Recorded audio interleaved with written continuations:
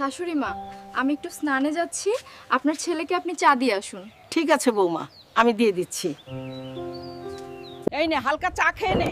বাড়িতে বউ আনেছিস, সব সময় ঝামেলা করলে হয় না, কাজ কাম কর। তুমি বেশি বকো না, যাও এখান থেকে। শাশুড়ি মা, আপনি স্নান করে রান্না বসিয়ে দিন, আমি ওদিকে পুজো করে নিচ্ছি। বাড়িতে কিছুই নেই, কি রান্না করব? এই, আর দামড়ার মতো শরীরটা নিয়ে সারাদিন বসে না থেকে একটু কাজে যাও। তোমার কি সারাদিন আমার সাথে ঝামেলা করা কাজ? সরে যাও আমার চোখের সামনে থেকে। শুনুন শাশুড়ি মা, মনে হচ্ছে না আপনার ছেলের সাথে আমার আর বেশি দিন সংসার দিক দিয়ে। আপনার ছেলে সারাক্ষণ ঝামেলা করছে, বাজারেও যাচ্ছে না, কাজেও যাচ্ছে না। আমি কি করব তাতেই? বাড়িতে বাজার নেই, চাল নেই, ডাল নেই, রান্না কি করব আজ? তুমি কি একবারও ভেবে দেখেছো? দেখছি আমি কি করা যায়। বিয়ে করাটাই ভুল হয়েছিল আমার। মা, আমি বাজারে যাচ্ছি, কিছু আনতে হবে? বাড়িতে কিছুই নেই, সব কিছুই লাগবে বাবা। চাল ডাল পটল আলু কলা পেঁয়াজ মূলো মূলো সবই। শালা বিয়ে করাটাই ভুল। কেন যে বিয়ে করতে গেলাম, জীবনটা পুরো শেষ হয়ে গেল।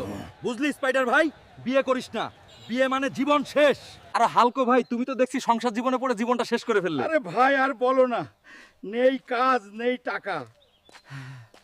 কেন হালক ভাই, তোমার সাথে এমন কি হয়েছে? কলেজে গেছি, রিয়াকে আমার ভীষণ ভালো লেগেছে, প্রপোজ করে দিয়েছি, বিয়েও করে ফেললাম। এরপর দেখছি জীবনটাই পুরো শেষ হয়ে গেল আমার। বৌমা, তুমি চিন্তা করো না, হালকা বাড়ি চলে আসবে ঠিক। মা, আমার তো টেনশন হয়, বলুন তাহলে। আরে হালকা রাত হয়নি বলো তো? বৌমা ওদিকে টেনশন করছে। টেনশন আর কি করছে মা, সারাক্ষণ তো আমার সাথে ঝামেলা করে, আমার আর কিছু বলার নেই।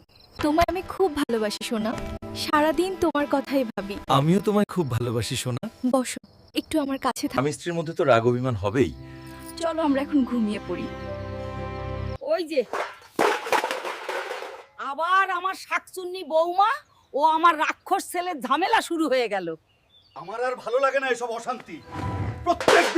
প্রত্যেক দিন আমার আর সহ্য হচ্ছে না কিছু। তুমি চাইছোটা কি আমাকে বলে দাও। কই গো, হালকা ভাই আছেন নাকি? আরে স্পাইডু ভাই, অনেকদিন পর যে। আর বললেন না, আপনার হালকা ভাই বাড়ি থেকে চলে গেছে আমার সাথে ঝামেলা করে। আরে স্পাইডার ভাই, তোমার বন্ধুর কথা ছাড়ো, তোমার কথা বলো। চলো আমরা দুজনে একটু ঘরে গিয়ে গল্প করি। আরে বৌদি, তুমিও না, সত্যি? তুমি একটু বসো, তোমার জন্য আমি কিছু করে আনি। আরে বৌদি, তুমি থাকতে আবার কিছু করা লাগে নাকি? বৌদি, তোমার বড্ড ভালো। তবে হালক ভাই আজ মনে হয় বাড়ি ফিরবে না। আজ বৌদির বাড়িতেই থেকে যায়। বৌদিকে আমায় পটাতেই হবে, যে করেই হোক। হালকার সাথে আমার রোজ ঝামেলা হয়, তবে স্পাইডু ভাইকে আমার বেশ ভালো লেগেছে। তাকে তো আমায় পটাতেই হবে, যে করেই হোক। তোমরা কি আমাদের গল্প আরো দেখতে চাও? তাহলে আমাদের এই ভিডিওটাই বেশি করে কমেন্ট করে জানাও।